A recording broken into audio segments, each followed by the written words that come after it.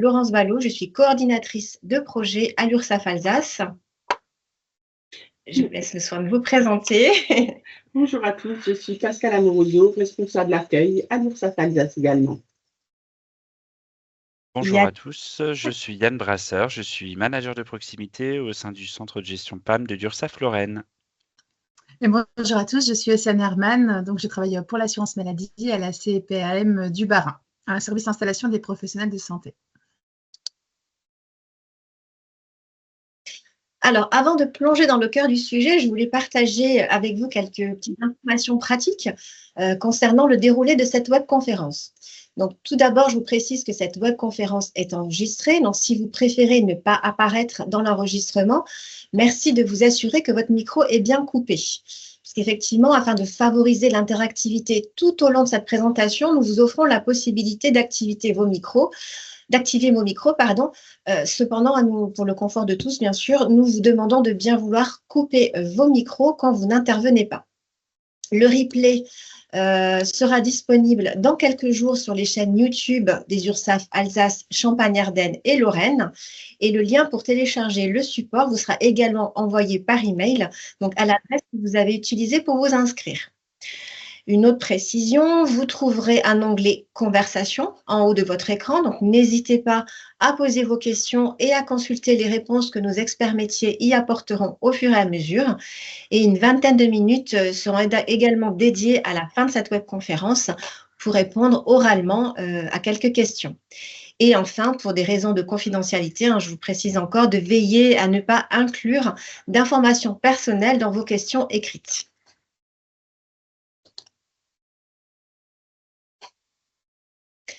Alors aujourd'hui, on va évoquer un certain nombre de sujets. Je vais commencer par vous présenter vos interlocuteurs en termes de protection sociale. Puis, nous aborderons avec Pascal et Yann les différents régimes fiscaux applicables ainsi que l'assiette de vos cotisations sociales. Nous entamerons ensuite une grande partie consacrée au recouvrement de vos cotisations sociales et qui comprendra notamment l'exonération en début d'activité, le calcul de vos cotisations et les modalités de déclaration de vos revenus et de paiement de vos cotisations. Nous continuerons avec la présentation de votre protection sociale, proprement dite, avec Océane, qui vous détaillera également les aides à la création. Et pour finir, nous verrons avec Pascal les formalités à accomplir si vous souhaitez embaucher des salariés au sein de votre cabinet. Alors, quels sont donc vos interlocuteurs pour votre protection sociale? Donc, concernant le calcul et le paiement de vos cotisations sociales hors retraite, votre interlocuteur sera l'URSSAF. Mais l'URSSAF, c'est quoi? Est-ce que vous connaissez la signification de l'acronyme URSSAF? Moi, je vous propose de vous tester avec un petit sondage qui va apparaître sur votre écran. Et donc, à votre avis, est-ce que URSSAF signifie unité de remboursement de la sécurité sociale familiale, union de recouvrement des cotisations de sécurité sociale et d'allocation familiale, ou enfin, union de recouvrement des cotisations de sécurité sociale et autres fiscalités? Si jamais le sondage n'apparaissait pas sur votre écran, n'hésitez pas à vous signaler en levant la main ou en cliquant sur l'icône en haut de votre écran pour donner votre réponse à l'oral ou bien à l'écrire dans le fil de discussion.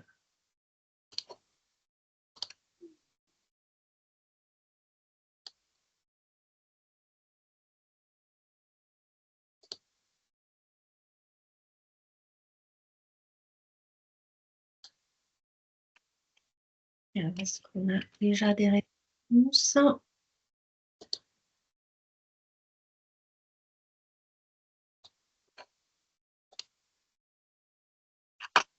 Donc, on a Manon qui souhaite nous donner sa réponse à l'oral. On vous écoute.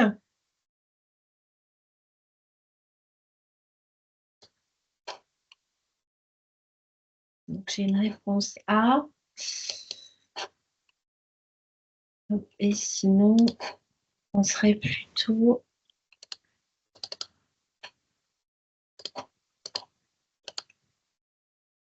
On a également une réponse C. Ça m'a l'air assez partagé.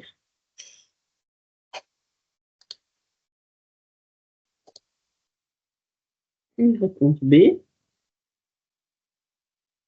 Dans le petit sondage, on est unanime sur la B. Et effectivement, c'est bien la B, la bonne réponse. L'URSSAF, c'est l'Union de recouvrement des cotisations de sécurité sociale et d'allocation familiale, ce qui va déjà nous donner un bon indice sur l'une des principales missions de l'URSSAF. Puisque, effectivement, avec plus de 16 000 collaborateurs partout en France, l'URSSAF va s'assurer de la... Juste... Voilà, pardon, je n'étais pas sur la, sur la bonne slide, excusez-moi. J'y retourne, voilà. Donc, je disais effectivement, avec 16 000 collaborateurs partout en France, l'URSSAF va gérer les cotisations sociales de près de 12 millions d'employeurs et de chefs d'entreprise. À noter que certaines URSSAF vont avoir des missions plus spécifiques, avec des compétences géographiques plus larges que leur région d'appartenance, comme par exemple l'URSSAF Rhône-Alpes, qui a l'exclusivité de la gestion du CESU, le chèque emploi-service universel, dont vous avez peut-être entendu parler ou même que vous utilisez à titre personnel.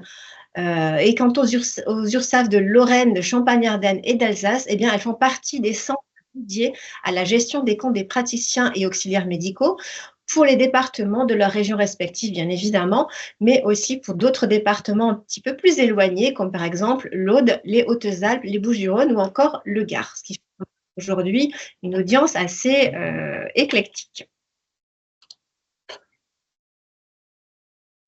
Donc, l'une des principales missions de l'URSSAF, c'est donc bien la collecte et la redistribution des cotisations sociales pour financer la protection sociale, principalement, on le voit ici, l'assurance maladie, la retraite, mais aussi les prestations de la CAF, l'assurance chômage, la prévoyance et j'en passe. Mais en fait, on peut se représenter l'URSSAF un petit peu comme le porte-monnaie de la sécurité sociale et on est près de 39 millions de salariés, d'employeurs et d'entrepreneurs à y contribuer par le biais du versement de nos cotisations sociales.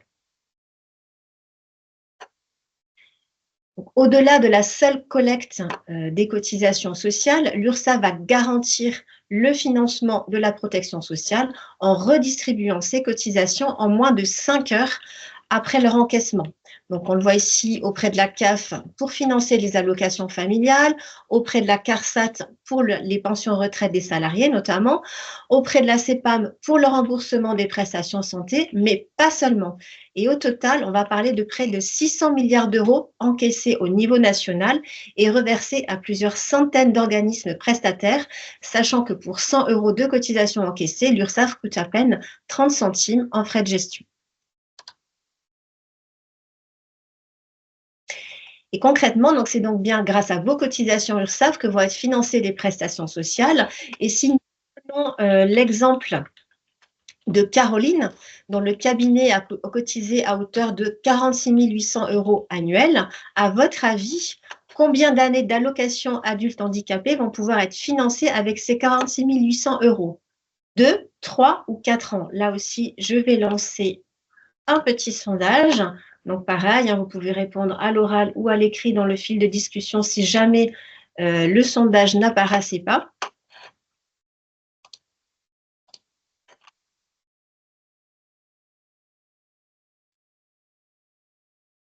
Alors, est-ce qu'on a des réponses dans le fil de discussion? Donc, A, plutôt 2 ans. Et dans le sondage, c'est assez partagé. Mais on est quand même à une majorité de réponses C. Donc, 4 ans d'AH et c'est bien la bonne réponse. Effectivement, 4 ans d'allocation d'adultes handicapés qui vont pouvoir être financés grâce aux cotisations versées par Caroline. Donc, comme on vient de le voir, l'URSSAF assure le financement de la protection sociale, mais ses missions vont bien au-delà. Effectivement, l'URSSAF va garantir les droits sociaux et l'équité entre tous les acteurs économiques, donc les salariés, les entreprises, c'est-à-dire que concrètement, elle va vérifier et contrôler les déclarations tout en reconnaissant un droit à l'erreur à ses usagers. Et puis, elle va lutter contre la fraude, l'évasion sociale et le travail dissimulé. Et enfin, l'URSSAF va accompagner tous les employeurs et entrepreneurs au moment clé de la vie de leur entreprise.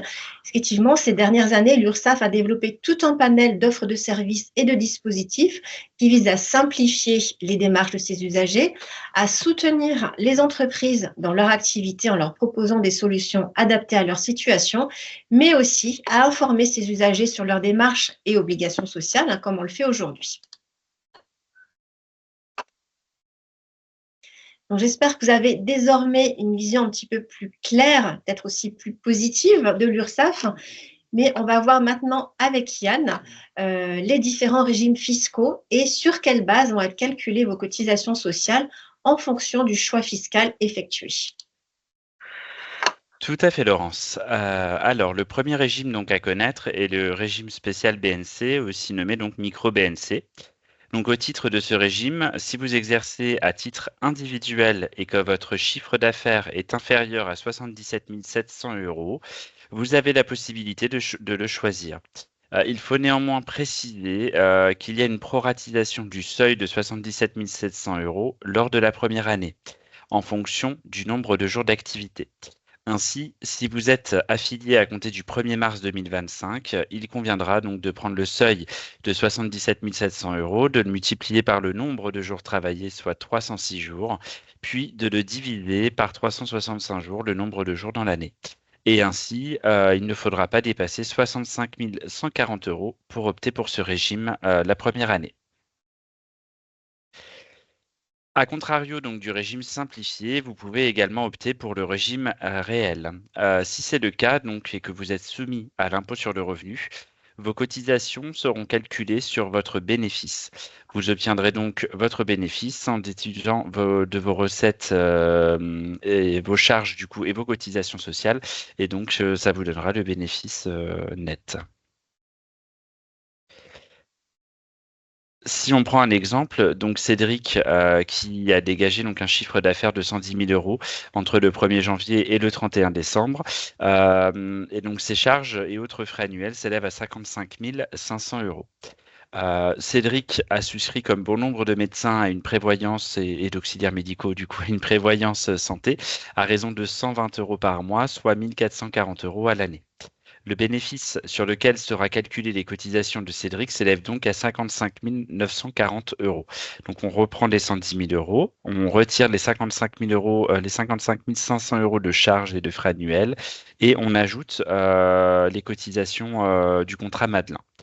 Sur la base de ce revenu, Cédric sera donc redevable de 15 114 €. Et donc, des déductions faites de ses cotisations et de ses impôts, selon les estimations du simulateur, Cédric donc aura un revenu net de 33 841 €.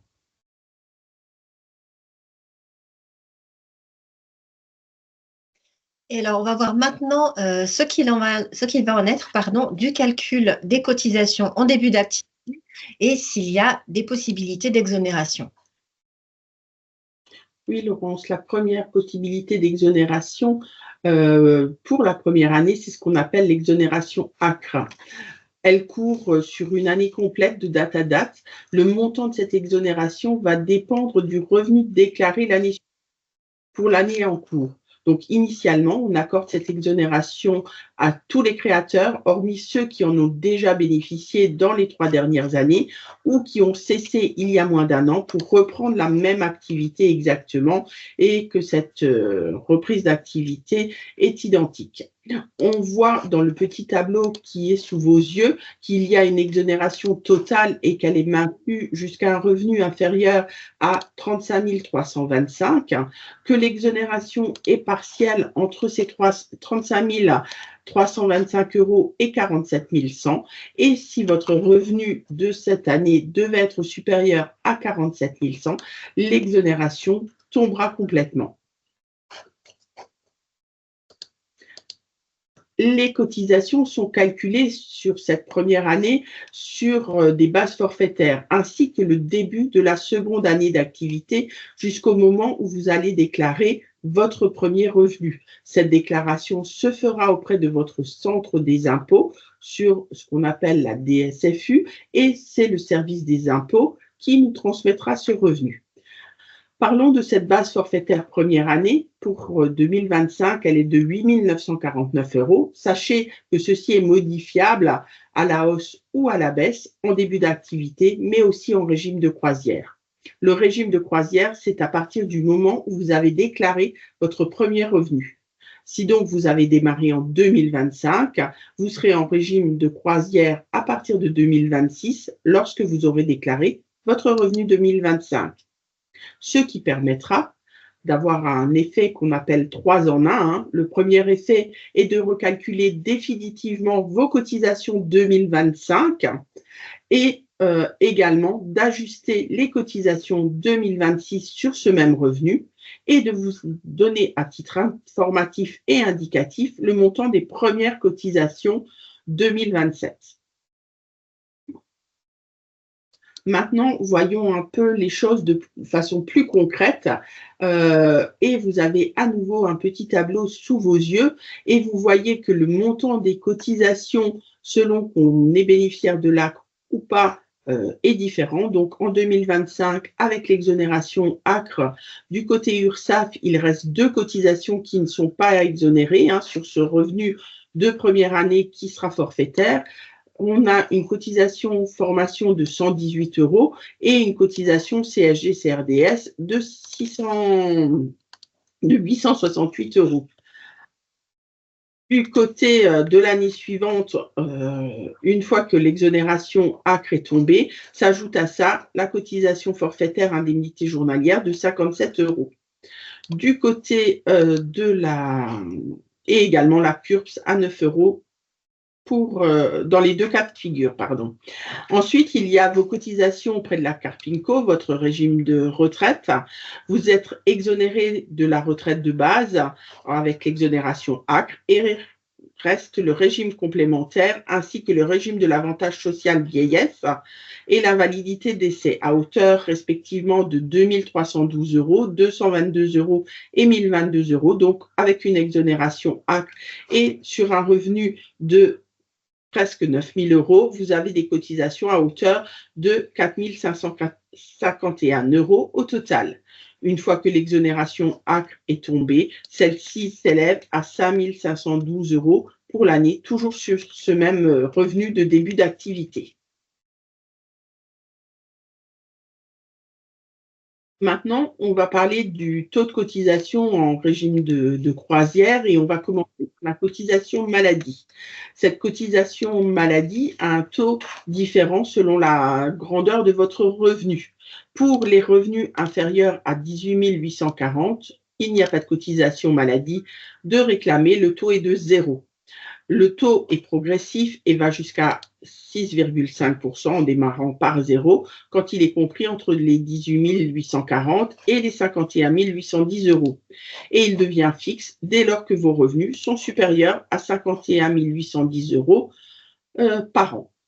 Il y a une prise en charge de la part de la caisse d'assurance maladie et là aussi le taux est progressif et selon la hauteur de votre revenu, cette prise en charge va de 0 à 6,4%. Le taux de cotisation, tout ceci, c'est pour vos revenus qui sont des revenus conventionnés. Pour les revenus qui ne sont pas conventionnés, s'ajoute à ça, à ce taux de 6,5%, une cotisation additionnelle de 3,25% et ce taux est progressif si vos revenus sont supérieurs à 18 840 et jusqu'à 51 810, allant jusqu'à 9,75%. Et dès lors qu'ils sont supérieurs, le taux est fixe et passe à 9,75%. Prenons un exemple de revenu pour rendre les choses un peu plus concrètes, à 60 000 € à l'année. Sur un revenu de 60 000 €, il y a dans ces 60 000 un revenu à hauteur de 50 000 euros pour tout ce qui est revenu conventionné et 10 000 euros de revenus non conventionnés ou de dépassement d'honoraires. Le calcul se fait de deux manières. La première, pour le revenu conventionné à 50 000 euros fois 6,5%, donc 3 250 euros.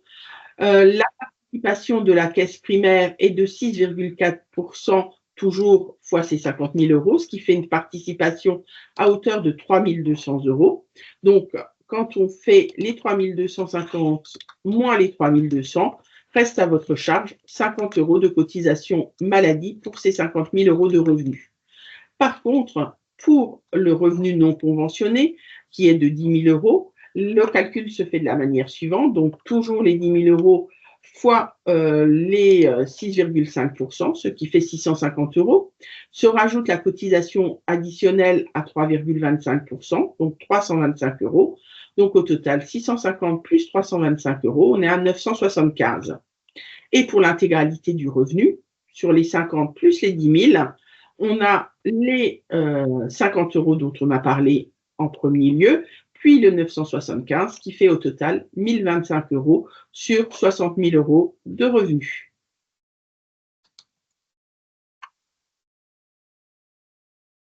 Pour la cotisation allocation familiale, vous en êtes exonéré, le taux est donc de 0, dès lors que vos revenus sont inférieurs à 51 810 euros. À partir de ces 51 810 euros, le taux est progressif. Il est de 0 à 3,10%, puis il devient fixe dès lors que votre revenu dépasse 65 940 euros et il est fixe et à hauteur de 3,10%.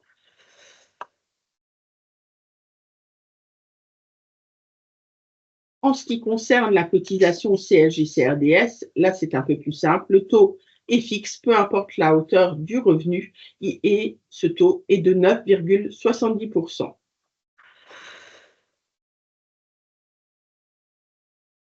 En ce qui concerne la contribution à l'Union régionale des professionnels de santé, la CURPS, le taux est de 0,10% et le montant est limité à 236 euros de cotisation au maximum pour l'année 2025. À savoir que cette contribution n'est pas réclamée aux infirmiers remplaçants.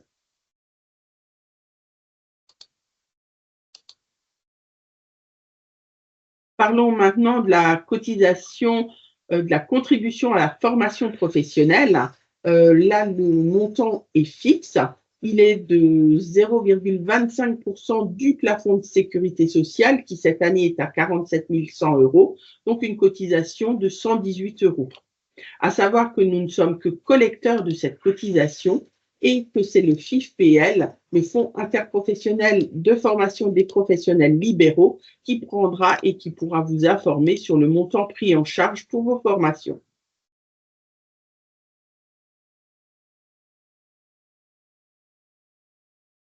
Donc Pascal nous en a un petit peu parlé tout à l'heure avec le fameux 3 en 1, mais Yann, est-ce que tu peux nous expliquer quelles sont précisément les modalités de déclaration des revenus lorsqu'on exerce une activité d'infirmier en libéral?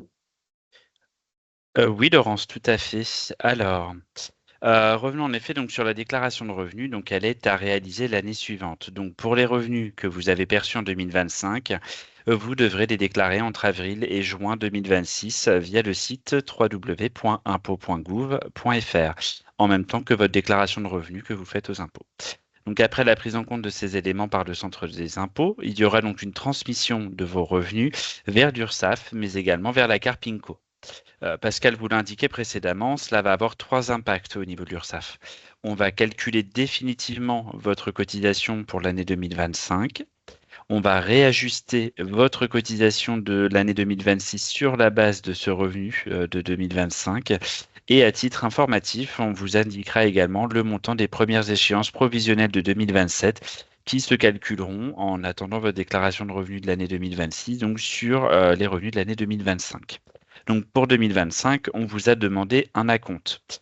Selon que votre revenu sera supérieur ou inférieur à la base forfaitaire de la première année, soit les 8 949 euros.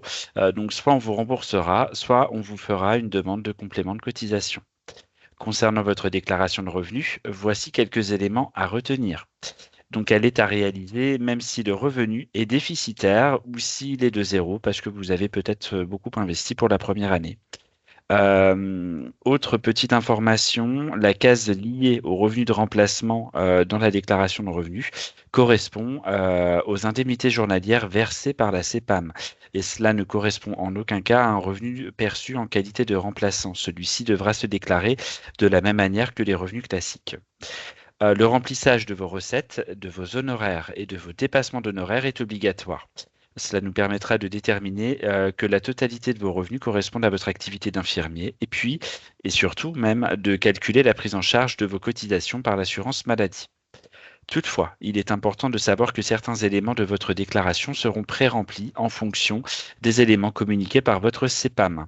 Sauf si vous êtes remplaçant, il conviendra donc de fournir ces informations dans la déclaration de revenus. Mais si vous n'êtes pas remplaçant, donc vous pouvez être amené à modifier parfois les éléments de la CPAM, car la CPAM prend en compte notamment vos honoraires de décembre que vous n'avez perçus qu'en janvier, par exemple. Et il en va de même si vous avez rétrocédé des honoraires. Enfin, une fois votre déclaration de revenus effectuée, vous recevrez donc votre notification de 3 en 1 qu'il vous faudra vérifier. Et en cas d'erreur, vous pourrez revenir vers nous afin de procéder à une modification.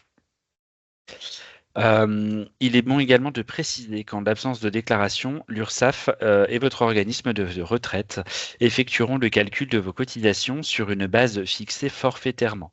Dans ce cas, vous ne bénéficieriez d'aucune prise en charge de vos cotisations ni d'exonération. Enfin, sachez là aussi qu'il est toujours possible de moduler vos revenus, y compris dès la première année, qu'ils soient à la hausse comme à la baisse, pour éviter un gros rattrapage et une grosse régularisation donc l'année suivante. Donc il est possible pour vous, par simple demande, que ce soit un petit courriel sur notre site en disant que vous estimez votre revenu à 10 000, 20 000, 50 000, voire à zéro, parce que vous avez aussi également investi dans votre matériel et donc et que le bénéfice donc sera de zéro la première année, vous nous faites parvenir votre demande et nous on adaptera vos cotisations et ceci que vous soyez en régime de croisière ou en début d'activité. Donc on va parler maintenant des cotisations minimales, c'est-à-dire que si une année vous avez un revenu de 0 €, vous aurez quand même à payer un forfait social minimum.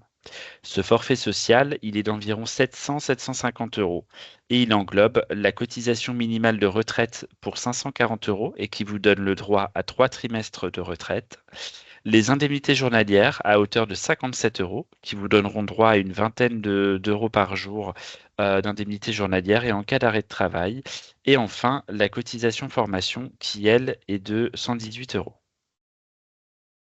Hop là. Si vous avez une incapacité d'exercer de plus de 6 mois votre activité, vous pourrez également être exonéré de la cotisation retraite. Et pour ce faire, il faudra contacter la Carpinco. Dans le cadre de faibles revenus, vous pourrez également obtenir des dispenses de cotisation près de la Carpinco, mais je vous invite à vous adresser directement à eux. Sachez également qu'en plus de très nombreuses informations, vous trouverez sur le site URSSAF un simulateur de cotisation. Celui-ci peut vous être utile en cas de baisse ou de hausse de revenus pour estimer le montant des cotisations qui sont réellement dues. Donc c'est assez simple d'utilisation. Il suffit donc d'indiquer le chiffre d'affaires que vous estimez, le montant de vos charges, des contributions sociales et le simulateur pourra vous préciser votre revenu net. Et calculera également vos cotisations. C'est un point sur lequel je reviens parce que c'est très important de comprendre qu'il faut toujours adapter ses cotisations aux revenus de l'année en cours. L'idée, c'est d'éviter de payer des cotisations qui ne sont pas réellement dues et qu'on vous remboursera par la suite, ou alors d'éviter une trop grosse régularisation l'année suivante. Donc, nous l'avons vu, vos cotisations sont un pourcentage de votre revenu. Donc, si ce qu'on vous réclame ne correspond pas à votre revenu d'activité actuel, il faut vraiment penser à adapter vos cotisations en nous en faisant la demande sur ursaf.fr. Merci Yann pour ces précisions sur le calcul des différentes cotisations sociales. Et nous allons voir maintenant avec Pascal ce qu'il en est des modalités de paiement de ces cotisations. Laurence, nous allons laisser obligatoirement 90 jours à tous les nouveaux infirmiers pour régler la première échéance par rapport au moment où ils sont affiliés auprès d'URSSAF. Une fois ce délai de 90 jours passé, plusieurs possibilités s'offrent à eux. Le paiement trimestriel des cotisations, c'est ce qui se produit si aucun autre choix n'est fait. Et le paiement est demandé pour le 5 février, le 5 mai et le 5 août et le 5 novembre. Seconde possibilité que nous conseillons vivement, c'est d'opter pour le prélèvement automatique mensuel. Il se fait soit le 5, soit le 20, au choix de l'infirmier. Ça permet d'avoir des montants moins élevés tous les mois. Et pour adhérer à ce prélèvement, il faut aller sur le service en ligne sur ursaf.fr et adhérer au prélèvement mensuel en indiquant ses coordonnées bancaires.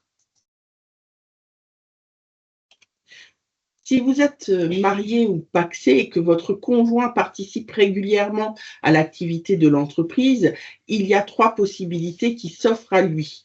Il doit obligatoirement avoir un statut. Le bénévolat n'est pas possible. Il peut soit opter pour un régime où il est associé, soit être conjoint collaborateur, et là, il aura à faire un choix auprès de la Carpinco sur ses possibilités de cotisation au niveau de la retraite. Et troisième possibilité, c'est d'être salarié de l'entreprise en fonction du nombre d'heures qu'il effectue réellement. Et il sera salarié comme un autre salarié de l'entreprise.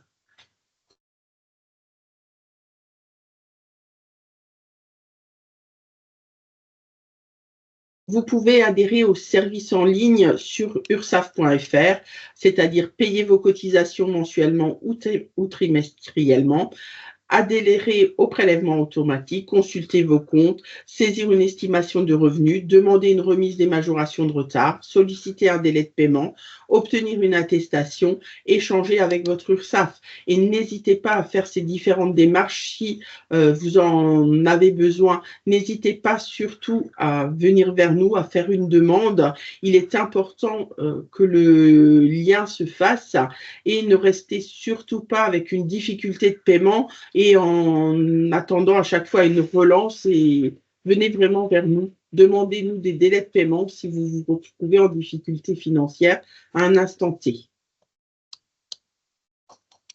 Merci Pascal.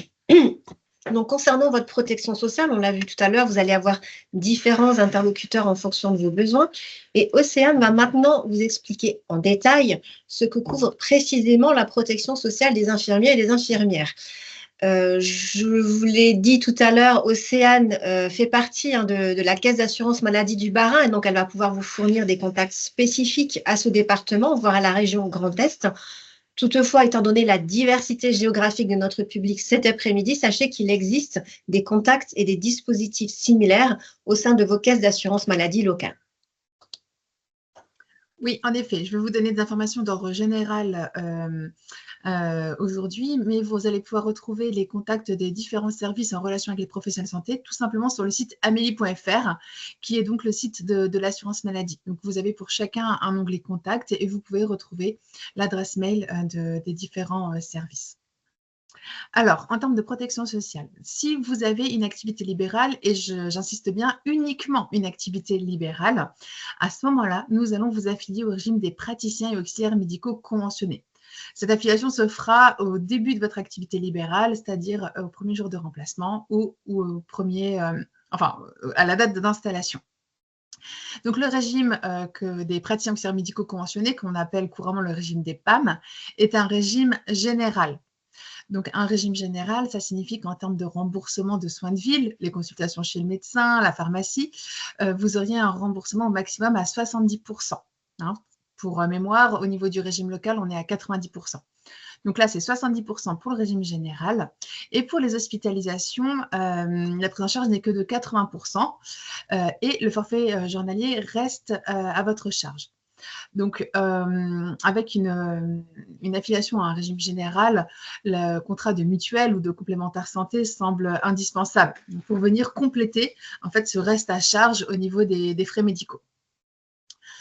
En termes d'indemnités journalières, vous serez couvert pour les indemnités journalières au titre de la maladie, de la maternité, de l'adoption et du congé paternité. Simplement, ces indemnités journalières ne seront certainement pas suffisantes. Alors, ce serait juste la slide d'après.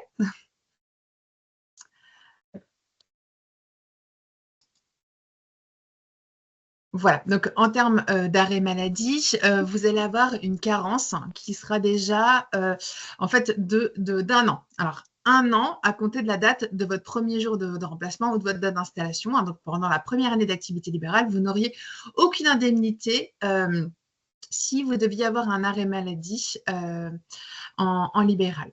Cette année passée, vous pourriez envoyer votre arrêt maladie à l'assurance maladie et toucher une indemnité journalière avec ensuite un délai de carence de 3 jours, hein, comme c'est la base pour le régime général. Vous pourriez bénéficier de 90 jours d'arrêt de travail. Au-delà de ces 90 jours, c'est la Carpinco qui prend le relais. Néanmoins, on insiste bien sur le fait que ces indemnités ne seront jamais équivalentes à vos revenus d'activité libérale. Et là encore, c'est à vous de prospecter et de signer un contrat qu'on appellera un contrat de prévoyance. Il faudra se tourner vers un assureur privé pour signer ce type de contrat-là, qui viendra compléter les indemnités journalières de l'assurance maladie et même en verser plus tôt pendant la première année de carence. Le congé maternité est également prévu. Ce serait un congé avec une indemnité journalière fixe qui avoisine les 64 €. Hein, donc, vous pourriez en bénéficier pendant toute la durée du congé maternité, voire même pendant le congé pathologique, à savoir qu'il est d'1 mois pour les libéraux. Donc, 65 €, enfin 64 € donc par jour pendant toute cette durée-là. Vous pourriez également bénéficier d'une allocation forfaitaire de repos maternel. Donc là, c'est environ 3 800 € que vous allez toucher fractionné en 2 fois, hein, donc au 7e mois de grossesse et à l'accouchement. C'est le même forfait pour tous les professionnels de santé en libéral. Sur le même principe, en fait, vous allez retrouver le congé paternité et le congé d'adoption qui sont eux aussi avec une indemnité donc, journalière qui avoisine les 64 €. On vous rend également vigilant sur le risque accident du travail. Alors, dès lors que vous vous adresserez à l'assurance maladie pour nous faire part de votre projet d'activité libérale, nous vous adresserons une notice d'information et un formulaire pour souscrire une assurance accident du travail et maladie professionnelle. Donc, c'est l'assurance volontaire individuelle accident du travail et maladie professionnelle. On l'appelle souvent l'AVAT. Cette assurance est facultative puisque c'est une prestation que vous pourriez tout à fait avoir inclus dans votre contrat de prévoyance. Hein, donc, il ne s'agit pas forcément d'y souscrire tête baissée, mais voilà, d'être vigilant, de déjà se renseigner. Est-ce que vous avez un contrat de prévoyance? Et si oui, qu'est-ce qu'il va inclure dans le contrat? Le point de vigilance, il est vraiment dans la dénomination. Les assureurs vous parleront souvent d'accident de la vie. Hein, donc, sous accident de la vie, on peut entendre la vie courante, la vie personnelle. Est-ce que la vie professionnelle est également inclue? Hein, donc, quand on parle d'accident de travail, c'est un accident qui peut vous arriver pendant que vous dispensez vos soins. L'exemple typique, c'est vous vous piquez avec une aiguille, par exemple. Ça peut être aussi un accident de trajet. Alors, l'accident de trajet, ça va être de chez vous au cabinet et bien sûr, lors des visites à domicile chez le patient. Alors, que ce soit à pied, en voiture, enfin, peu importe. Et l'accident de trajet englobe aussi tout le risque agression physique. Hein, vous vous faites mordre par le chien du patient, agressé par le patient, etc. Voilà, donc tout ça est inclus. On parlera aussi de la maladie professionnelle. Donc la maladie professionnelle, c'est une maladie qui résulte directement de votre activité professionnelle. Voilà, donc pour ces 3 cas de figure, l'idée c'est de se poser la question, qu'est-ce qui est inclus dans mon contrat de prévoyance? Et si ce n'est pas suffisant, se tourner peut-être vers le contrat que nous on peut vous proposer. Donc, le contrat vous propose une prise en charge des frais médicaux à 100% sans avance des frais. Hein, donc, tout est inclus au niveau des frais médicaux par l'assurance. Et ça, vous ne pourrez pas le trouver auprès d'un assureur privé. Si vous vous tournez vers un assureur privé, vos frais médicaux ils seront pris en charge comme de la maladie. Donc, ce sera après à votre complémentaire santé de prendre le relais. L'important, c'est vraiment la rente. C'est-à-dire que si vous deviez garder des séquelles d'un accident du travail et ne pas pouvoir reprendre votre activité ou peut-être qu'à temps partiel, il va falloir en fait déclencher le paiement d'une rente qui va compenser votre perte de revenus. Hein. Donc, cette rente, elle va être calculée en fonction d'un pourcentage d'incapacité. Ce pourcentage d'incapacité est évalué par un médecin. en fonction d'un barème professionnel. En cas de décès, à ce moment-là, donc les frais funéraires sont pris en charge et ce serait un versement d'une rente aux survivants, c'est-à-dire aux conjoints ou aux enfants. Voilà. Donc, vraiment, le point de vigilance, hein, se poser la question, qu'est-ce qui m'arrive en cas d'accident du travail? Parce que quand on est salarié, c'est tout simplement notre employeur qui nous prend en charge pour ces problématiques-là. Bon, pour résumer, pour tout ce qui serait donc prestations, ce qu'on appelle prestations en nature, hein, les consultations de médicaments, etc., vous êtes remboursé du coup sur une base de régime général. C'est là qu'intervient une complémentaire santé pour compléter. Pour tout ce qui est indemnité journalière, vous avez une année de carence, puis vous percevez des indemnités journalières qui ne sont peut-être pas suffisantes. Là, il va falloir se tourner vers un contrat de complémentaire santé. La maternité, la paternité, l'adoption sont prévues avec une certaine base, là aussi, à voir si un projet grossesse voit le jour. Peut-être qu'il faudrait également se tourner vers un assureur privé pour voir comment il pourrait compléter la prestation de l'assurance maladie. Les accidents du travail, vérifier son contrat de prévoyance et, le cas échéant, souscrire le contrat qui est proposé par l'assurance maladie, donc qu'on appelle souvent l'ABAT. Pour tout ce qui concernera la retraite, il va falloir se tourner vers la Carpinco. De même pour tout ce qui serait retraite complémentaire, invalidité, décès, etc. Tout ça, c'est la Carpinco qui va venir gérer. Au niveau donc des aides à la création et surtout des modalités en fait, d'installation. Hein. On sait qu'aujourd'hui, une des grandes problématiques est de savoir où est-ce que vous pouvez vous installer. Hein, donc, quand on parle d'installation, attention, il ne s'agit pas simplement de la création d'un cabinet. Hein, ce n'est pas forcément un statut de titulaire ou d'associé. Même un collaborateur est installé, hein, puisqu'un collaborateur facture en son nom. Donc, il est installé dans un cabinet. Il a sa plaque dans le cabinet. Donc, le premier réflexe, ça va être le site de l'ARS, hein, de l'Agence régionale de santé. Leur site s'appelle la PAPS, le portail d'accompagnant professionnels de santé. Et donc, vous pourrez tout de suite sélectionner votre profession et votre situation. Hein, donc, vous allez pouvoir voir dans quelle zone vous pouvez bénéficier d'aide pour vous installer. Et surtout, vous allez pouvoir télécharger en fait la cartographie de zonage sur le PAPS. Vous avez également un simulateur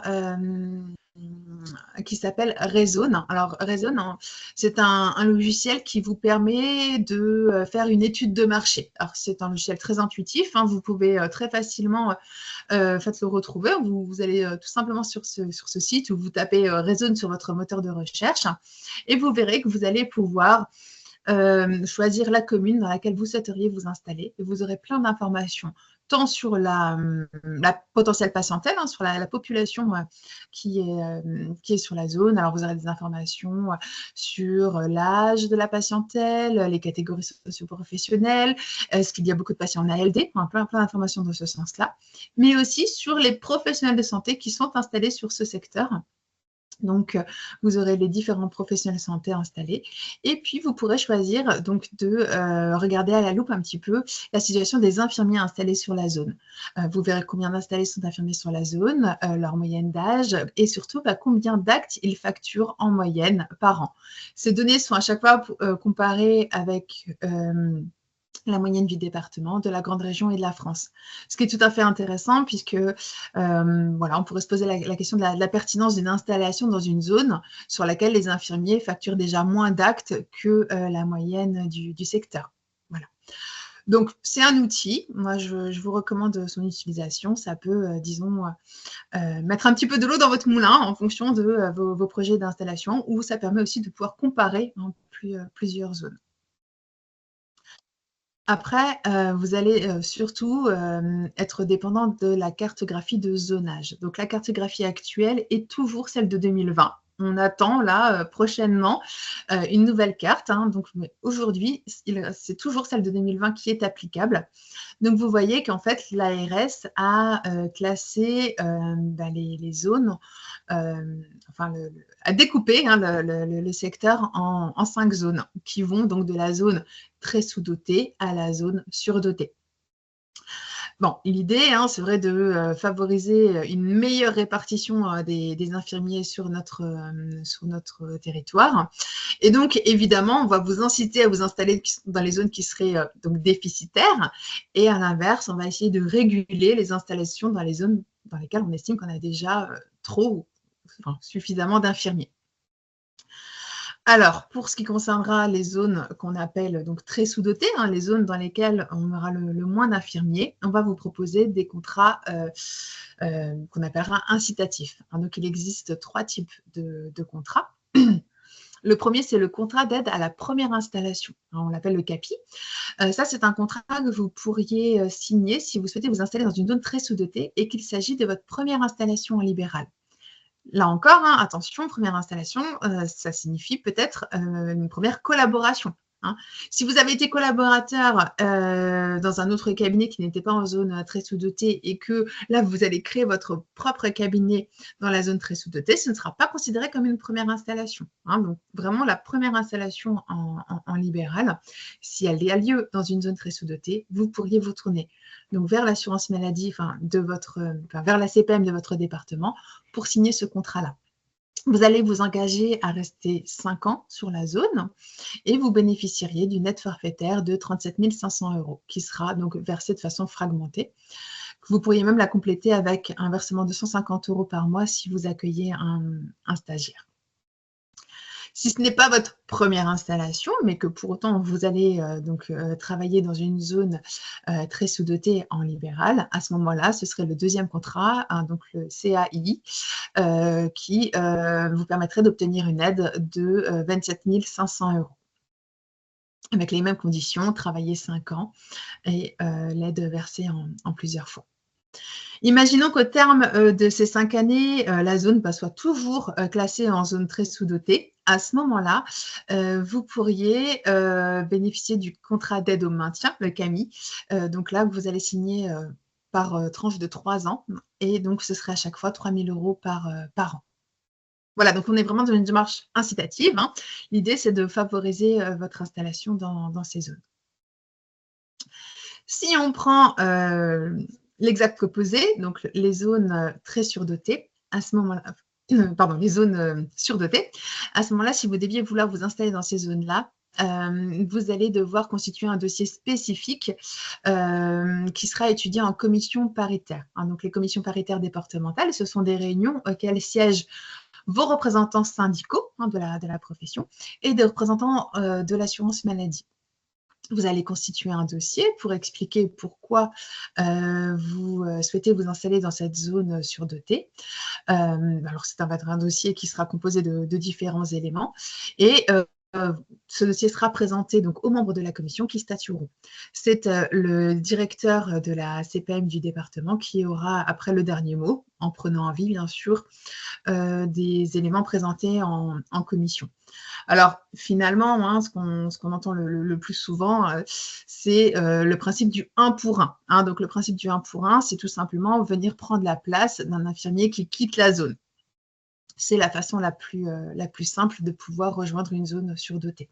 Donc à ce moment-là, vous allez faire établir une attestation de succession par l'infirmier qui quitte la zone et qui vous nomme explicitement comme étant son successeur.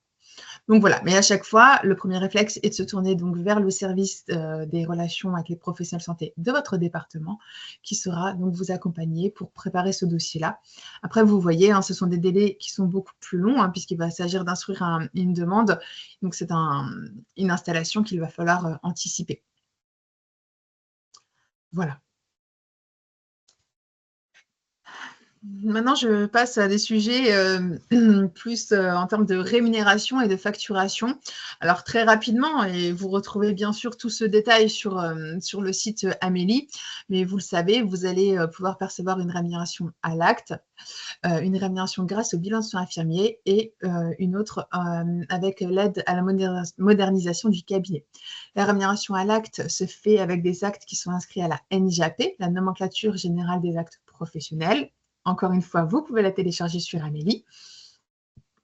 Donc, la NJAP va lister tous les actes qui sont remboursables pour un infirmier et vous indiquez à chaque fois quelle lettre clé il faudra utiliser. Est-ce que c'est un AMI, un AMX ou un AIS? Et surtout, quel coefficient il faudra y appliquer. Bien sûr, c'est de la NGAP qui est reprise par vos logiciels et qui vous facilite la facturation au quotidien. En fonction de la situation, par exemple, est-ce que vous vous déplacez chez le patient pour faire un seul acte? Est-ce que vous faites votre acte auprès d'un enfant? Voilà. Donc, il y aura parfois des majorations que vous allez pouvoir ajouter aux actes que vous facturez. Tout comme des majorations si vous travaillez le dimanche, les jours fériés, des frais de déplacement, etc. Donc, tout ce détail, vous le retrouvez sur Amélie. Et vous est également présenté lors de vos rendez-vous d'installation lorsque vous débutez votre activité libérale. Vous avez aussi la possibilité d'accompagner un patient qui aurait une téléconsultation avec son médecin ou sa sage-femme. Là aussi, des codes d'accès spécifiques sont prévus. Alors, le bilan soins infirmiers, vous en entendrez parler dans les cabinets, évidemment. Hein, c'est une façon de prendre en charge forfaitairement tous les actes de dépendance pour les patients. Hein, donc, tout ce qui va être acte de nursing, hein, comme vous l'appelez, seront englobés dans ces bilans de soins infirmiers que vous pourrez facturer pour vos passages quotidiens chez le patient. L'aide à l'équipement informatique, ce forfait qu'on appelle le FAMI, est réservé aux infirmiers qui sont installés. Hein, donc, les remplaçants ne peuvent pas le toucher, tout simplement parce que nous allons en fait, évaluer différents critères concernant les télétransmissions des infirmiers. Et donc, en fonction de l'utilisation d'un logiciel métier, du fait de scanner l'ordonnance du médecin ou de faire plus de 70% de facturation en télétransmission, vous pourriez obtenir à ce moment-là 490 € par an hein, pour vous aider à financer notamment les frais de logiciel. Voilà. Vous avez également la possibilité de travailler en exercice libéral coordonné, hein, donc très rapidement. Vous avez plusieurs strates hein, qui peuvent prévoir cet exercice pluriprofessionnel. Donc, la plus petite et peut-être aussi la plus connue, hein, ce sont les maisons de santé pluriprofessionnelles. Donc, travailler dans une MSP, c'est travailler de façon donc, collective, hein, pluriprofessionnelle, mais il ne s'agit pas uniquement de partager les locaux, les murs, mais vraiment de s'engager dans une démarche commune, puisqu'il faudra en fait, travailler en partenariat avec les autres professionnels de santé de la maison de santé, dont font partie obligatoirement 2 médecins. Hein, donc, vous allez vous engager à faire des réunions autour du dossier du patient. Voilà, il y aura peut-être le médecin, l'infirmier, le kiné, l'orthophoniste. Voilà, tous ensemble, vous allez passer ce temps pour échanger sur les dossiers du patient. La maison de santé pluriprofessionnelle va pouvoir bénéficier d'un financement puisqu'elle signera un contrat donc tripartite. Il y aura la maison de santé, l'assurance maladie et l'ARS, hein, l'agence régionale de santé. Ça permettra d'obtenir donc une aide qui sera versée au titre de la MSP, hein, donc de façon globale et qui permettra peut-être d'investir alors dans les locaux, dans le matériel ou peut-être dans l'embauche d'une secrétaire pour l'ensemble des professionnels de santé qui composent la MSP. On parle également d'équipes de soins primaires, donc ça, c'est les ESP. Ça va être plutôt un réseau qui sera enregistré à l'ARS et qui englobera donc des professionnels de santé qui exercent donc en ville, hein, autour d'une problématique ou d'une pathologie particulière. Ce réseau peut être élargi, donc, encore une fois, au titre de la CPTS, donc de la Communauté de professionnels territoriales de santé. Et là, on va pouvoir intégrer avec des établissements de santé. Voilà. Donc, si vous êtes intéressé par ces projets d'exercice libéral coordonné, n'hésitez pas à nous en faire part, mais aussi à vous adresser à l'Agence régionale de santé qui pilote pour beaucoup ces projets. Si vous deviez faire partie de ce type d'exercice, il va falloir créer des sociétés et donc vous allez pouvoir vous adresser là encore à l'ARS qui vous accompagnera pour justement tout l'aspect juridique de la constitution de ce type de société pluriprofessionnelle. Hein, donc on parle de SISA, Société interprofessionnelle de soins ambulatoires. Et là, vraiment, je vous invite à vous adresser à l'ARS pour savoir voilà, quelles aides conventionnelles vous pourriez obtenir et quel statut juridique il faudrait mettre en place dans ce type de société.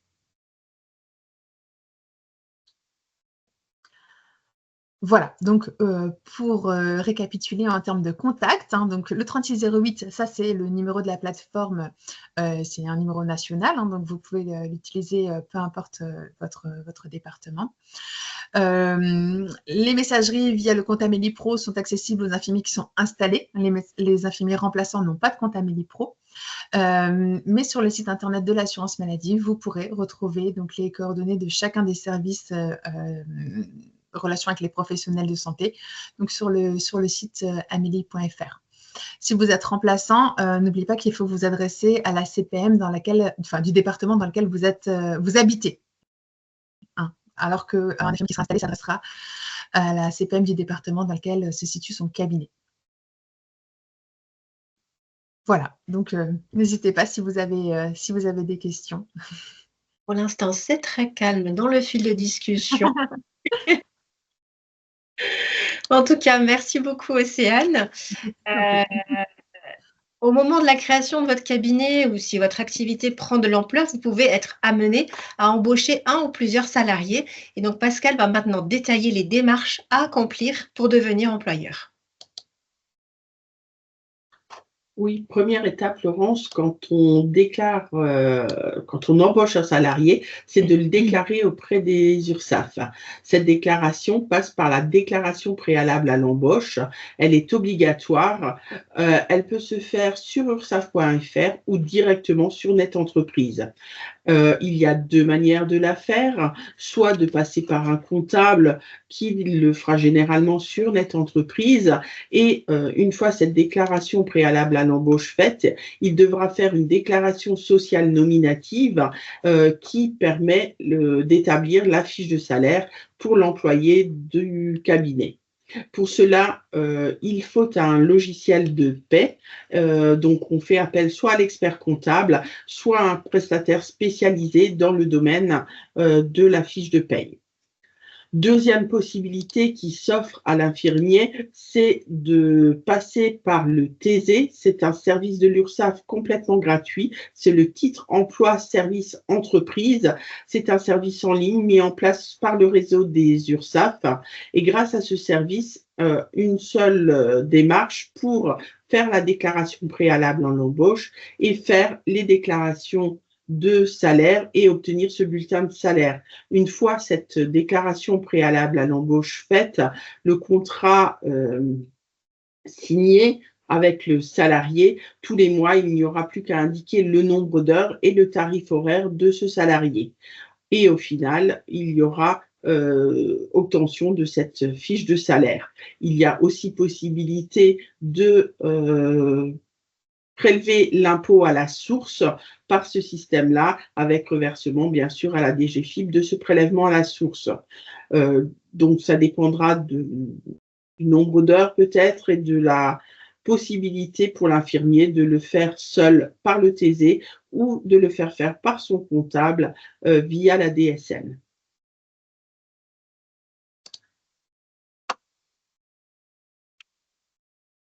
Merci beaucoup, Pascal. Avant de passer à la session de questions-réponses, je vais vous embêter une dernière fois avec un petit sondage. Simplement, en un clic, nous accorder une note sur la globalité du webinaire, voilà, pour qu'on sache un petit peu nos pistes d'amélioration, sachant qu'on compte sur vous pour nous accorder plein d'étoiles.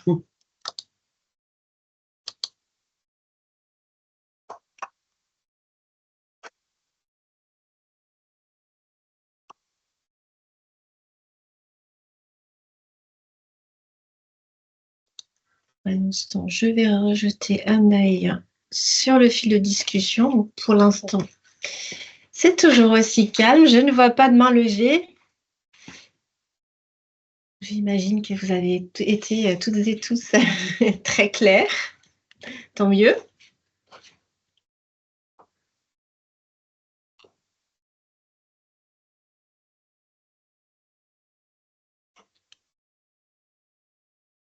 En tout cas, d'après les notes, vous avez l'air plutôt satisfait de la prestation. Merci beaucoup. Toujours pas de questions ?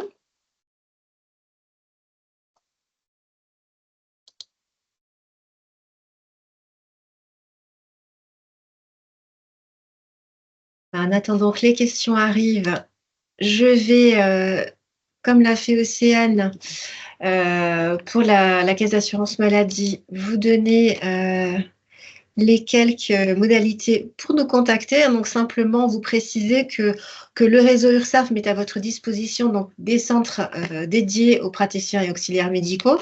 Donc, comme je vous l'ai dit tout à l'heure, hein, par exemple, au sein des URSSAF d'Alsace, de Champagne-Ardenne et de Lorraine, donc avec des modes de contact et d'accompagnement qui vous sont spécifiquement dédiés. Donc, un numéro de téléphone, hein, 0806 804 209, donc qui est gratuit plus le prix de l'appel. Vous avez également un chatbot et un live chat et une adresse postale spécifique hein, à Montreuil si jamais vous deviez envoyer des courriers papier.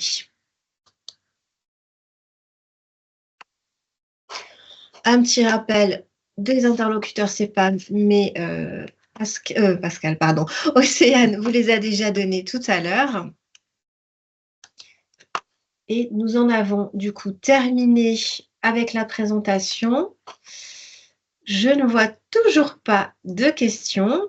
Et comme vous l'a rappelé Estelle dans le fil de discussion, n'oubliez pas que le replay sera disponible dans quelques jours sur les chaînes YouTube respectives des URSSAF d'Alsace, Champagne-Ardenne et Lorraine. Et je vous le redis également, vous recevrez dans quelques jours également le lien pour télécharger le support. Et nous vous remercions pour votre attention. On espère qu'on aura répondu à vos attentes et surtout que cette présentation vous sera utile. Je pense qu'il ne nous reste plus qu'à vous souhaiter une très bonne fin d'après-midi. Une très bonne après-midi, il est encore tôt. Et vous dire à très bientôt pour de nouvelles webconférences.